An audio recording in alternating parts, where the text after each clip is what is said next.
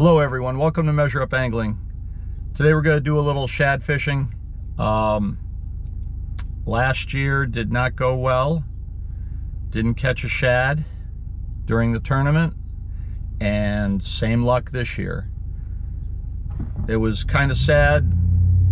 The river was flooded during the shad derby. High chocolate milk, ice cold water.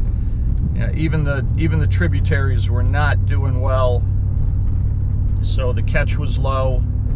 I didn't catch a shad during the derby, and it was just kind of a rough weekend. So conditions are a lot better. It's a week after. Water's come down. It's clearing up. Water temperature's starting to rise. So we should catch some today. Been looking forward to this solo trip, going on my own. Hope to catch a bunch. I'll take whatever I can get. Use them for bait throughout the season. I cut them up, process them, and they're used for catfish bait and bowfin bait. So I'd like to get 4 or 5.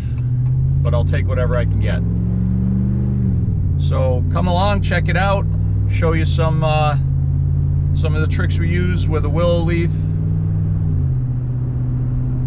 I've got a lot of other techniques too, but not a lot of time today, so hopefully the willows are going to do the trick.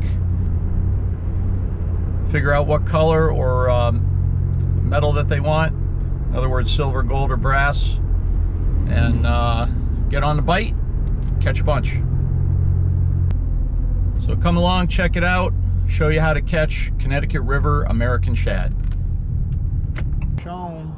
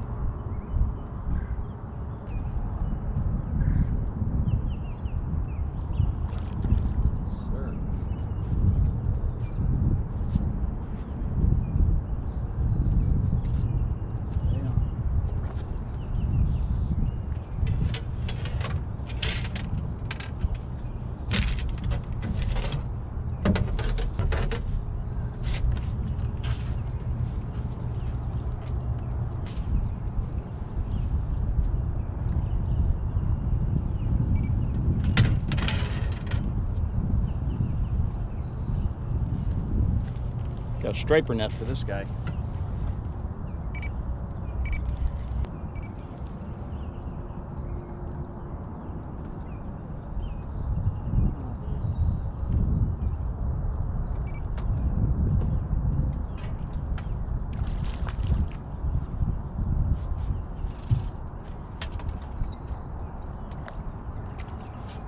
Looks like he's hooked good in the lower jaw, so I think he'll stick.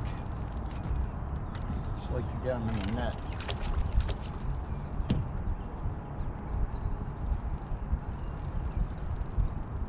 Come on, buddy.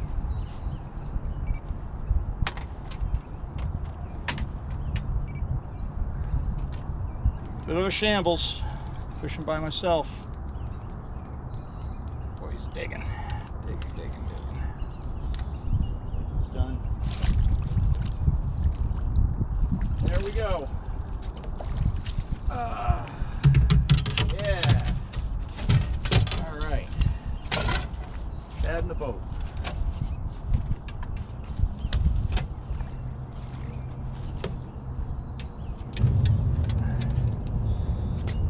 Okay, target species going in the box.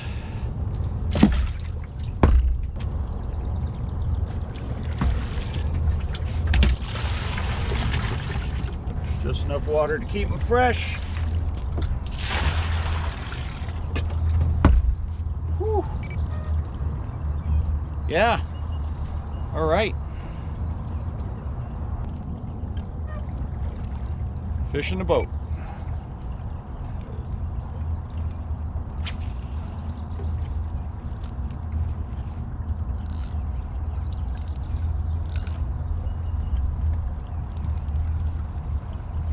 That was quick. Only been out here maybe 10 minutes. I'll take that.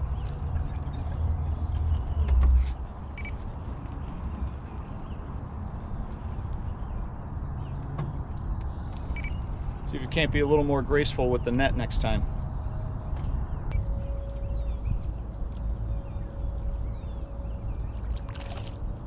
Okay, these are the guys that the stripers are up here for. River herring. This is actually a small one. We used to call these perfect. Stripers just swallow these things down. Now they're against a lot of keep, against a lot of use, so don't even touch them. Just grab the willow and shake them off.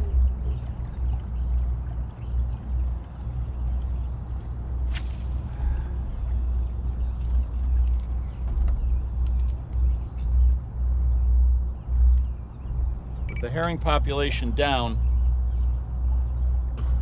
striper run is down.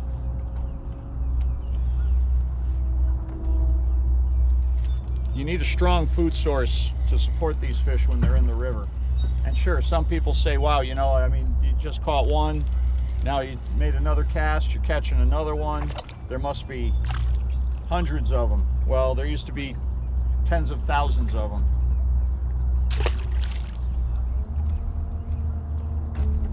Hundreds of thousands of them. I feel very fortunate to have been able to see the migration of herring, the huge numbers, to be involved with the striper run, to guide during that time. It's just a shame to see the herring numbers down so low, especially the bluebacks. The LY show up first. That's what we're seeing right now. The bluebacks would be coming right behind, but we haven't seen a good run of bluebacks in so long.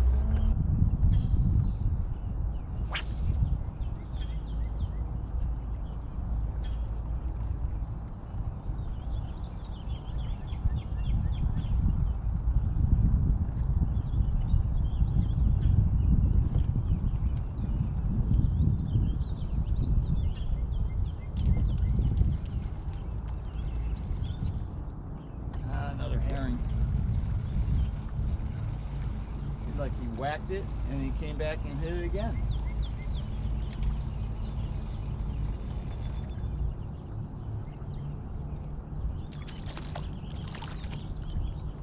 Great to see, but should be catching them almost every cast.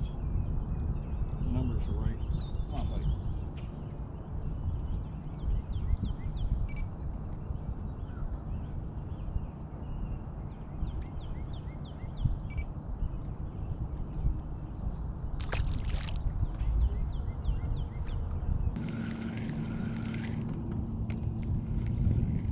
Okay, this is really good to see. There's a whole bunch of herring down here flipping. It's a big school. You see one flip, there might be 50 more, especially with this colder water. Really great to see. A lot of times the shad are underneath them, so we'll continue down.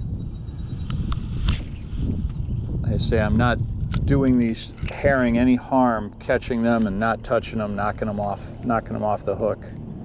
So if I catch a few more herring, so be it. It's not that big of a deal because I don't damage them. Wow, yeah, there is a bunch of herring down here. Bunch of herring. If I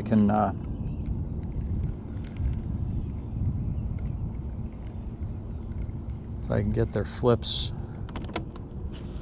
I don't know if you guys can see that, but it's really good to see. Sign of a healthy river. You know, a lot of people only consider the herring in the spring. We want to use them for stripers, really want them to come back. Goes way beyond that. The offspring, the fry that are making their way back down to the ocean in September, October, support everything else in this river. They feed the entire river. Catfish, smallmouth bass, northern pike. Everything feeds on those small fish going downriver. It keeps this river healthy. So we definitely want to see these come back. So take care of them. Hook them, reel them in. Don't touch them. Hey, that might be a shad. That might be a shad. No? No, it's another herring. Another herring. A whole load of them here. I might just go back upriver just to get away from this school of herring. So I may not be able to get through them to get the shad. Come on. Let's get the willow. Boy, he's got it kind of good. Off he goes. You know, I try not to touch these herring. They're very fragile fish. Back when I was guiding, I never put a net under them. I used to say you could take a bucket of herring, 10 herring in a bucket. I used to say you could put 10 herring in a bucket, and if one of them had been put in a net, I could pick that herring out. They actually change color having the contact with the net. It's that simple. They're very, very fragile fish. One of the reasons why the stripers like them so much, they're an easy target. They can swing through them and just twist their body, whack them with their tail, and they're stunned. They swing around and eat them. So you want to be careful with these fish. I know you see me kicking them off, they drop into the water. That's no big deal. But grabbing a hold of them or putting them in a net and taking the hook out, just grab that willow, give it a shake, and let them go. Don't even touch them. Better for the fish. We need every herring that comes into the river to reproduce so we can try to get this this run strong and get it back. First drift through, sun was a little low, so I threw a lot of color at him. Got a shad right off the bat, bunch of herring. But this next drift, we're still going to throw some color.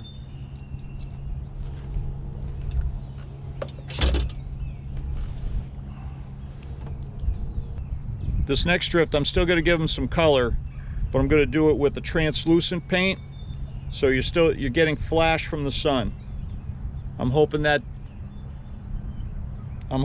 the deal, and get a couple more shad. I've only got one. First fish right off the bat, and all I caught was herring. So I got to do something to get the shad to bite.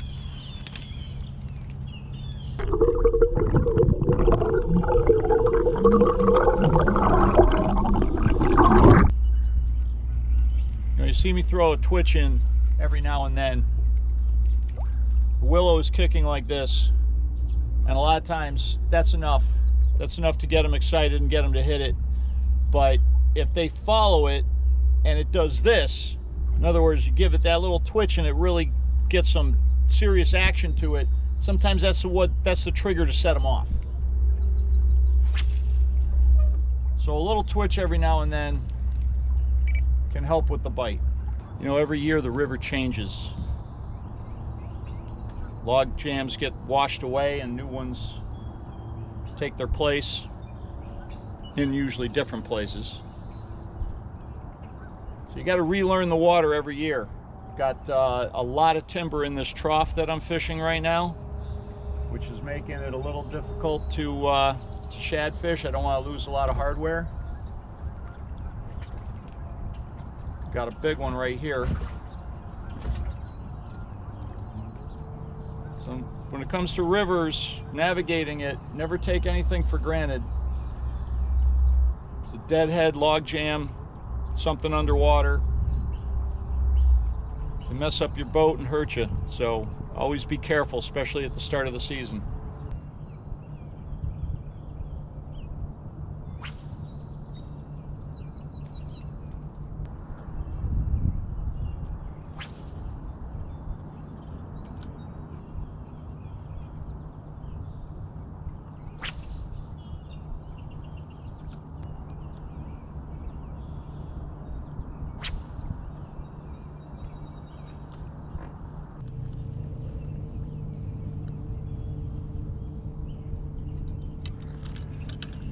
Okay, I thought the flash was going to work. Just seems to be getting lost in the murk.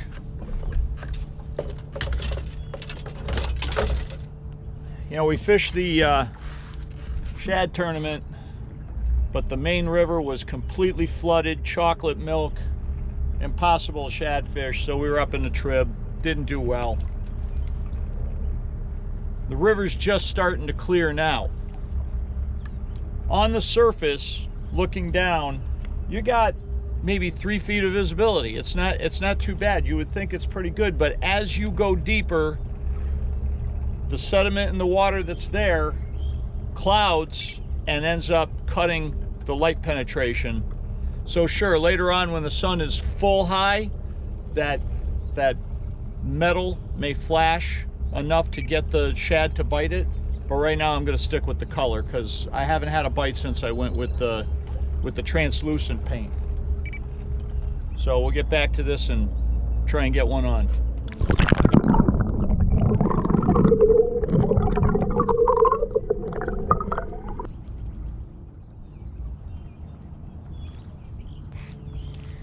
So that was it. I went back to the color. Second cast, I'm hooked up. Don't hesitate to experiment. You always want to try to find the best color for the particular day. Color, flash, whatever the situation. When you get on the right color, you'll do some catching.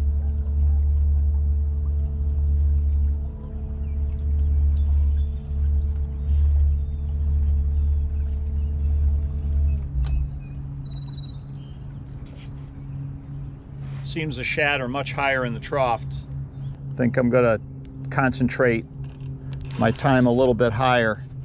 All the herring are down below. Yeah. If I can get 2 more, I can go striper fishing. So that's all I need for bait this year. Come on, buddy. Get over here.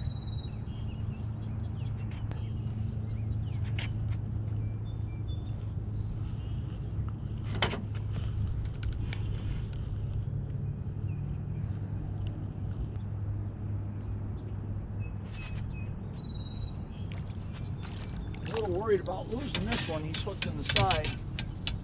They have a very thin. Hey, there we go. We got him. A little more finesse with the net that time. Striper net works great for catching shad. Never getting away from that.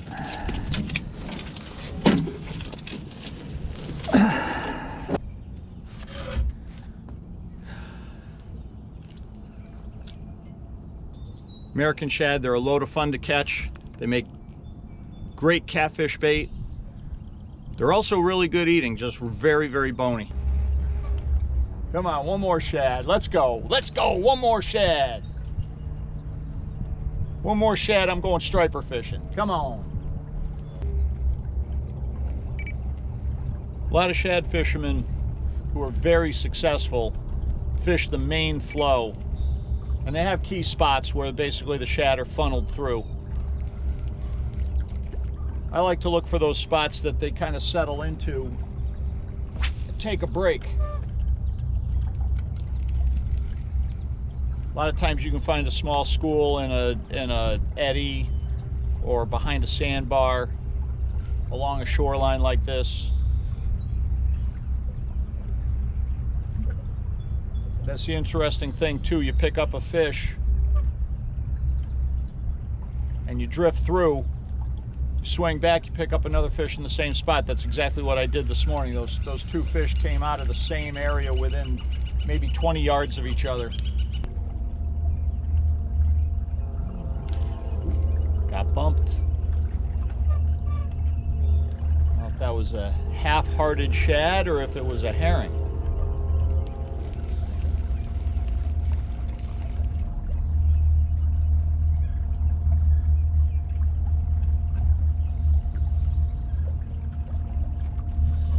There we go. Yeah, but it's a herring.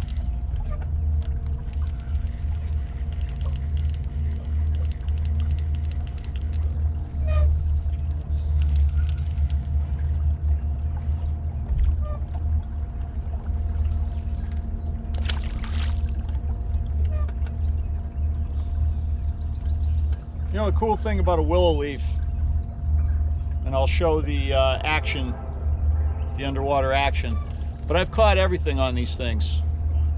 You know, you're targeting the shad, and back when we could keep the herring and use them for bait, we would target the herring with them. But I've caught pike, school stripers, smallmouth bass, trout, channel catfish, even caught a carp. He actually grabbed it like he was eating a bug or something, but they catch a little bit of everything. So don't be surprised if while you're fishing the willow, you end up catching something else. You know, when all these other fish hit it, they're hitting it to eat it. The shad and herring are hitting just out of aggression. They're both filter feeders. When they're in the ocean, they're eating plankton. When they're here in the river, they're really not eating anything. They're just on the spawning run. They've got a certain amount of aggression built up in them. Something flashy, something with a lot of color gets in their way, sparks them, and they just whack it. Just kind of hoping we get a shad that was really fired up, because they jump out of the water like a salmon.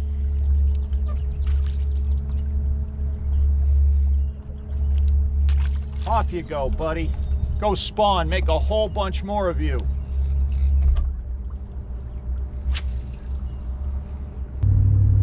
Okay, not as successful as I wanted to be. Only 2 shad in the boat. Better than nothing. It's better than 0. So I'll take that. Might be a little shy on bait this year, but at least I got some. The catfish fishing's really good. I may have to go after some other kinds of bait. Same thing with the bowfin. Guess it depends on how much time I spend out there chasing them. So I hope you enjoyed this. You know, it's a fun fish to catch. Just another season of bad conditions. Hopefully next year will be better. We'll give it another shot. You know, a good shad day is a dozen fish or more, not 2. You end up with those years that you never forget. The fishing's fantastic, and it's something you decide to do every year. But when conditions are rough, you just got to remember those good years. Still get out there and do it. It is a lot of fun. American shad fishing. So I hope you enjoyed this. If you like it, please subscribe.